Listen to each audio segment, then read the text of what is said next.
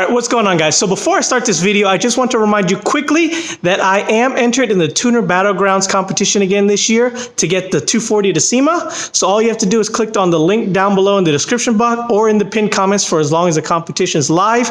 You can vote every 24 hours. So if you vote at 1 o'clock on, well, today, you can vote at 1 o'clock again tomorrow. It's actually kind of finicky. You can actually vote 23 hours beforehand, but just to be safe, vote at 24 hours. So yeah, help me get the car to SEMA. I would greatly appreciate it. Let's get this video started. All right, guys. So now, before we get this video started, I'm going to go ahead and uncover it, warm it up. I'm waiting for Mark. Me and Mark are going to head over to the Toyo meet. Me and Toyo are doing a collab video. They're going to interview me, and we are finally going to tell you everything that is done to the 240. I know a lot of you guys have been asking instead of rewatching all the videos. I know there are videos that have been left out, mainly due to how short they were and whatnot. But, so go ahead and stick around. We are finally going to tell you everything done to the 240SX.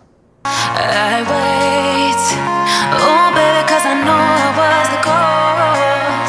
Every time I close my eyes, I see your face. I'm longing for your kisses and your sweet embrace. Now you're saying you need time and that you need your space, and you don't know if things will ever be the same. Well, I will wait for you, and I'll do anything that you want me to. Just let me into your heart. Let me into your heart. Just let me into your heart. Let me into your heart.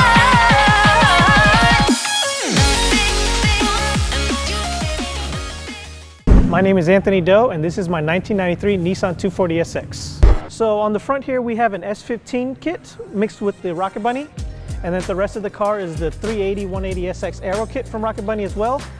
The reason I decided to go with the S15 front end is because everybody seems to do the generic S13 front end on the 180SX to make it to Sileighty. So I just wanted to be a little bit different. I went ahead and went with the S15 front end. And to make it even a bit more different, I went ahead and mix and match two different Rocket Bunny kits. Did you have to buy two kits for that? I had to buy two separate kits for that. They would not separate it for me. Wow. So, yeah. Crazy, okay. And what kind of work do you need to do to swap that front end? So they actually sell S13.5 bolt-on fenders. So first one I said, I think they were Origins.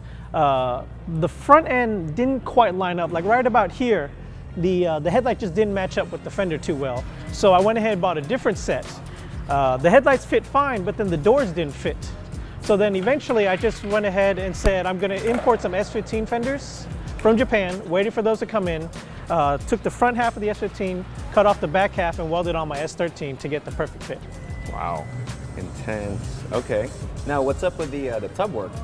I went with the tubs because I felt like I needed something to pop in my engine bay over the motor itself, and I feel like it gives it that cleaner, sleeker look that just makes it look like water is just going to roll off. Right.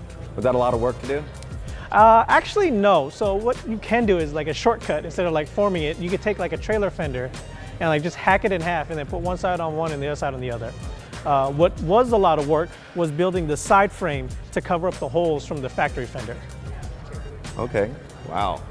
Now, how hard is it to fit the 2J in there? The 2J in this car has been around forever. So you can basically buy motor mount kits online and they just bolt right up. The ones I bought didn't quite fit just right. So me and my buddy Mark actually had to like cut and modify it and like re-drill holes to where it fit the way it does right now. Okay. What's the specs on the engine work? So it is a 2JZ GTE with a Precision 6267. It makes 500 horsepower on about 12 pounds of boosts. It has, it's basically stock internals with the HKS cam gears, HKS head gasket, and ARP head studs with a port and polish factory intake manifold. All right, so back here we will start off with the main point is the Battle Aero V4 chassis mounted wing. And accompanying that is the Rocket Bunny rear diffuser. It's actually, the one Rocket Bunny actually supplied broke almost instantly. So what me and my buddy did was we took the templates and then cut it out of like sheet of aluminum. So now hopefully it stays more sturdy. And then I have the JDM Kooky taillights off the 180SX. The stance is from D2 coilovers with the Vera air management. It is bags. And those are with the TE37 SLs, custom powder coated gloss black. And then I have 6-pot Brembos in the front, and wrapped on these wheels are the Toyo R888Rs. So the airbags, was that your first choice, or that's kind of No. like a necessity for where you live? I actually, I was static at first. I had D2 coilovers, and to get the gap where I wanted to be, I couldn't drive around basically. Like, I was hitting everything. I actually destroyed the front splitter as well, and we had to recut that out of aluminum. And so I just made the choice to go bags, and honestly, I haven't regretted it. It just makes life so much easier, except for the few hiccups that I have here and there. So for the interior, I went with a full custom suede interior, from the dash to the seats to the A-pillars. And then with that is the paint match Cusco 6-point cage. I also have the Brom Falcon seats. Those are also wrapped in the suede with the custom purple stitching. And then for here, we have my kick panel, which what is this? This is my fuel pump, my 2 fans, the starter, and then the battery kill switch. Over here, I have the Greddy suede steering wheel, and that is attached to a NRG quick release and a short hub. And then over here, I have a full set of custom speed hut gauges. So I have the fuel, the tachometer, the speedometer, oil pressure, boost gauge, wideband, and water temp. Cool. Do you wear gloves when you're driving? No, but I really should. It's clearly showing signs of like bare hands on the suede. Yeah, Suede does that. Real fast too. So why the purple? I don't know. Purple kind of sticks out to me. Not a lot of people does it. And then trying to match it, that was kind of fun too.